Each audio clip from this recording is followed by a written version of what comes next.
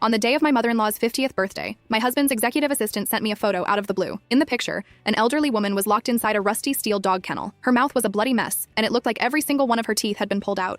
I immediately dialed her number. "Chloe, what the hell are you doing?" Chloe sneered through the receiver. "You actually have the nerve to ask? Mr. Sterling just opened a new high-end restaurant, and you immediately sent this old hag over to freeload. Is your family that desperate for a free meal? Let me make this clear," she continued smugly. "Carter has already gifted this restaurant to me. This is what happens to cheap rats who try to take advantage of my business." I listened in absolute disbelief. "Are you insane? That's Carter's mother." Chloe scoffed, completely unbothered. "Carter made it very clear to me. Your mom is your mom, and his mom is his mom. He has never considered your cheap mother as part of his family." Carter was famously devoted to his mother. I had been wondering how Chloe possessed the sheer audacity to torture his mom like this. It turned out she genuinely thought the woman in the cage was my mother. Chloe hung up on me before I could say another word. I didn't dare waste a single second. I immediately dialed Carter's number. "Carter, your mom was beaten up by Chloe. You need to hurry." "Enough. I know what you're going to say." Carter cut me off, his voice dripping with ice. I think Chloe did exactly the right thing. I froze. "What did you just say?" Carter let out an exasperated sigh, sounding remarkably annoyed. "Serena, just because we're married doesn't mean your mother can entirely ignore basic boundaries. She can't spend her days trying to squeeze freebies and handouts out of my businesses." Panic gripped my chest. "You have it all wrong. She is your—" "Shut up," Carter snapped impatiently. "So what if she's my mother-in-law? I have zero obligation to tolerate her endless greed. Today she brazenly walks into my restaurant for a free meal. Tomorrow she'll show up at my corporate headquarters demanding cash. Chloe teaching her a harsh lesson was for her own good. Maybe now she'll learn her place." Carter's words felt like a bucket of ice water poured directly over my frantically beating heart. My mother was a simple woman from a rural farming town, but she was kind, honest, and had never taken a dime from anyone. In fact, she had treated Carter with nothing but pure devotion. When Carter was struggling to get his startup off the ground,